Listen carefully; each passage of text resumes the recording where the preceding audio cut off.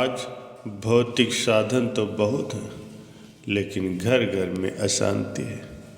आवागमन के लिए रेलगाड़ियाँ बढ़ी हैं, हवाई जहाज़ बढ़े, बातचीत के लिए टेलीफोन है, वायरलेस है, मनोरंजन के अनेक साधन हैं, लेकिन फिर भी मनुष्य के मन में शांति नहीं है। अशांति बढ़ती ही जा रही है, क्योंकि लोगों ने सत्संग की तरफ, ईश्वर की भक्ति की तरफ ध्यान देना कम कर दिया। लगातार सत्संग श्रवण करने से मन शुद्ध होता है, सात्विक रहता है और शांत रहता है। एक दूसरे के प्रति द्वेष भाव कम हो जाता है, जिससे लड़ाई झगड़े कम होते हैं। ये पूरी सृष्टि इस भगवान की माया है। दुख आता है तो लोग बाह्य साधनों की तरफ देखते हैं। द्रौपदी भी जब तक बाह्य साधनों की तरफ देखती रही तब तक उसे निराशा हाथ लगी, लेकिन जब वह हृदय की गहराई में गई और भगवान को उसने अपने हृदय से पुकारा तो भगवान वहीं थे। भगवान तो पास ही है, एक ही सत्ता सब में व्याप रही, वो त्रिगुणातीत है। भगवान को देखना है तो देखने का नजरिया चाहिए, अपने अंतःकरण की शुद्धि चाहिए।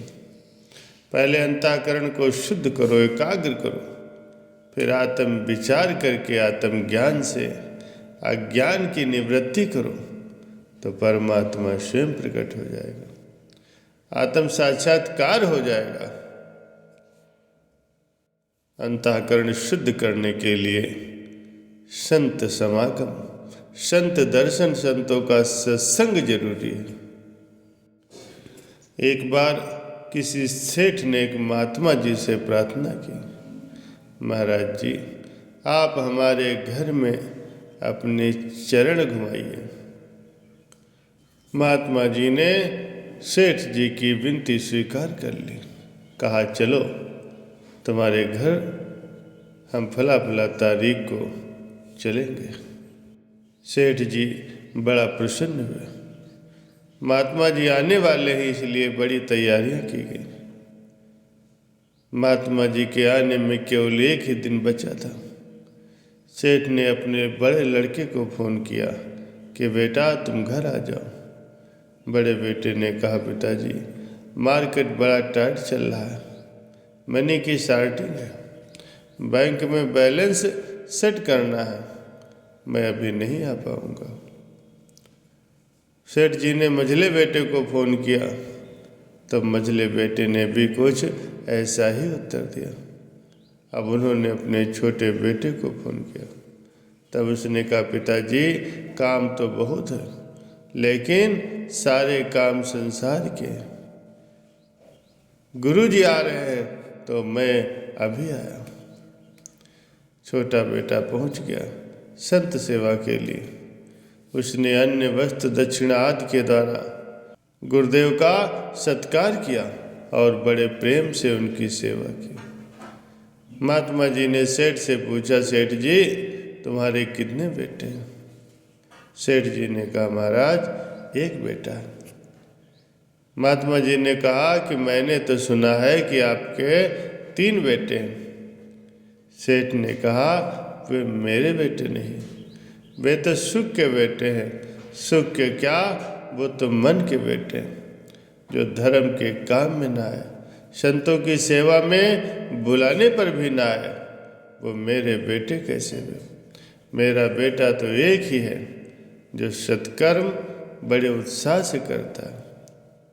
महात्मा जी ने कहा अच्छा सेठ जी तुम्हारी उम्र कितनी है? सेठ जी ने कहा 2 साल 6 महीना और 7 दिन। महात्मा जी ने कहा इतने बड़े हो, 3 बेटों के बाप हो और उम्र केवल 2 साल 6 महीने 7 दिन। सेठ ने कहा वाह महात्मा जी, जब से हमने दीक्षा ली है, जब ध्यान और मालिक की भक्ति करने लगे हैं, तभी से ही हमारी सच्ची जिंदगी की शुरुआत हुई है। नहीं तो उम्र ऐसे ही भोगों में नष्ट हो रही थी। जीवन तो तभी से शुरू होता है जब से संतों की शरण मिलती है, नहीं तो जीवन बेमकसद गुजर रहा था, मृत्यु की तरफ अग्रसर हो रहा था और नष्ट होने वाले शरीर को ही मैं अपना रूप मान रहा था।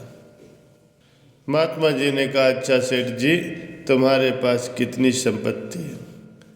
सेठ जी ने कहा, महात्मा जी, मेरे पास कोई खास संपत्ति नहीं, बस कुछ 1000 रुपये हैं। महात्मा जी ने कहा, सेठ जी, लग तो तुम करोड़पति रहे हो। सेठ ने कहा, गुरुदेव, ये संपत्ति तो इधर ही पड़ी रहेगी।